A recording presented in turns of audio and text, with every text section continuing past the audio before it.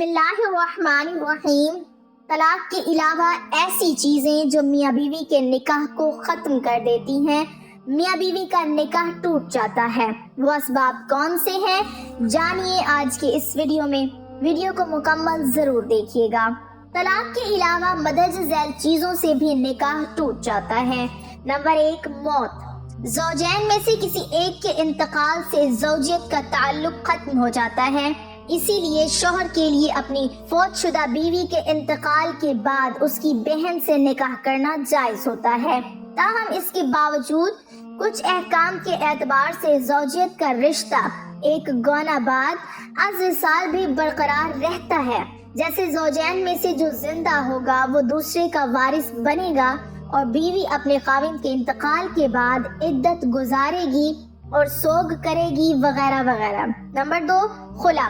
मियाँ बीवी बाहमी तौर पर इस बात पर राजी हो जाएं कि बीवी शौहर को कोई माली एवज देगी, जैसे अपना मेहर मुआफ कर देगी, और शौहर उस माली एवज के बदले में बीवी को अपनी ज़ौजियत से आजाद कर देगा।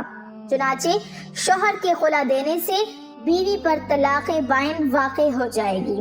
नंबर 3, एला, यानी शौहर अपनी बीवी से 4 माह हम बिस्तरी ना करे पर कसम खाए।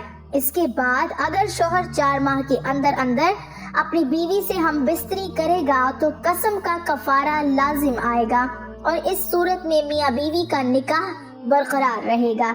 लेकिन 4 माह हम बिस्तरी ना करने की कसम खाने के बाद अगर 4 माह तक हुकूके ज़ौजियत अदा नहीं किए तो बीवी पर तलाक बाइन वाक़ई हो जाएगी।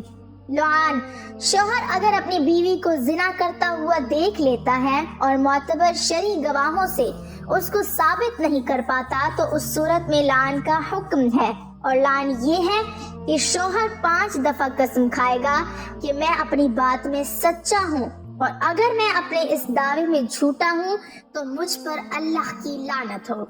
इसी तरह चूंकि बीवी की बदकारी की तोहमत पर शरई निसाब गवाही मुकम्मल नहीं बल्कि सिर्फ शौहर का दावा है, इसलिए बीवी को संसार नहीं किया जा सकता, यानी हद्दे जिना जारी नहीं की जा सकती। ताहम शौहर की तोहमत को अपने से दूर करने के लिए और अपने आप को जिना की हद से बचाने के लिए बीवी पर भी लाजिम होता है कि वो 5 कस्में खाए कि मेरा शौहर झूठा है और अगर वो सच्चा है मुझ पर अल्लाह का गैज़ो गज़ब नाजिल हो। अगर दोनों में से कोई एक भी कसम उठाने से इनकार कर देता है तो इस पर हद जारी होगी।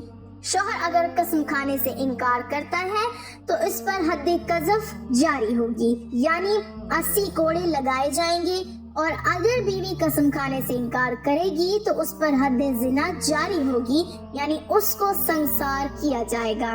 मदरज झैल बाला तरीके से ज़ौजैन में लान जारी होने के बाद, यानी अगर दोनों ही कसम उठा लें तो आपस में अज़्ज़िवाजी ताल्लुक हराम हो जाता है।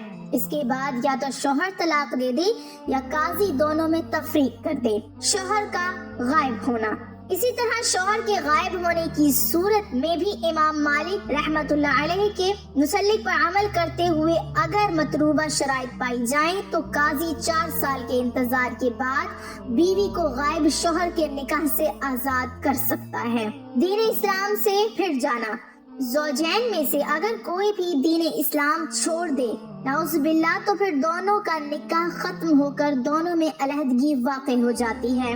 निकाह के बाद रज़ात का यकीनी इल्म होना, अगर मोतबर गवाहों की गवाही से ये साबित हो जाए कि मियाँ बीवी दोनों आपस में रज़ाई बहन भाई हैं तो काजी दोनों में तफरीक कर देगा।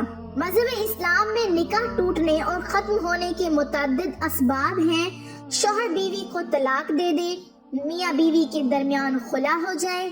इस्लामी मुल्कों में काजी और गैर इस्लामी मुल्कों में शरई पंचायत शौहर के नामर्द या लापता वगैरह होने की सूरत में शरीयत के मुकर्ररा उसूल के तहत निकाह फस्ख कर दे। पहली सूरत में अगर शौहर ने 1 या 2 तलाक़ें दी हैं तो तलाक़े रजी की सूरत में इद्दत में रुजअत के जरिए औरत दोबारा निकाह में वापस लाई जा सकती है, और अगर इद्दत गुजर गई या दी हुई 1 या 2 तलाक़ें बाइन हैं तो इद्दत में या इद्दत के बाद बाहिमी रजामंदी से दोबारा निकाह हो सकता है। حلالے کی ضرورت نہ ہوگی، اور نکاح جدید کے بعد عورت دوبارہ اس کی بیوی بن جائے گی، اور اگر شوہر نے 3 طلاقیں دی ہیں تو حلالے سے پہلے دوبارہ نکاح کی کوئی صورت نہ ہوگی، اور اگر خلا ہوا ہے اور خلا میں خلا ہی کے الفاظ استعمال کیے گئے ہیں تو چونکہ خلا طلاق بائن کے حکم میں ہوتا ہے، لہٰذا یہاں عورت کو دوبارہ بیوی بنانے کا طریقہ وہی ہوگا جو اوپر 1 طلاق بائن کا بیان ہوا، اور اگر خلا میں طلاق کے الفاظ استعمال کیے گئے ہیں تو اس پر الفاظ طلاق کا حکم جاری ہوگا، اور اگر قاضی یا شرعی پنچایت نے شریعت کے مقررہ اصول کے تحت نکاح فسخ کیا ہے تو چونکہ یہ فسخ بعض صورتوں میں طلاق ہوتا ہے اور بعض صورتوں میں طلاق نہیں ہوتا ہے، لہٰذا جیسی صورت ہوگی اسی کے مطابق دوبارہ نکاح کا حکم ہوگا۔ اگر کسی شادی شدہ شخص نے ایسا کلمہ کفر ادا کیا جس کی بنا پر معتبر مفتیان نے تحقیق واقعے کے بعد اس شخص کے مرتد ہونے کا فتویٰ دے دیا تو اس کا نکاح ٹوٹ جائے گا اور بیوی اس سے بائنا ہو جائے گی، لہٰذا وہ عدت گزار کر دوسری جگہ نکاح کر سکتی ہے۔ البتہ اگر شوہر دوبارہ مسلمان ہو جاتا ہے اور وہ اپنی پہلی بیوی سے نکاح کرنا چاہتا ہے تو عدت گزرنے کے بعد اس کی رضامندی سے نئے مہر کے ساتھ 2 گواہوں کی موجودگی میں نکاح کر سکتا ہے۔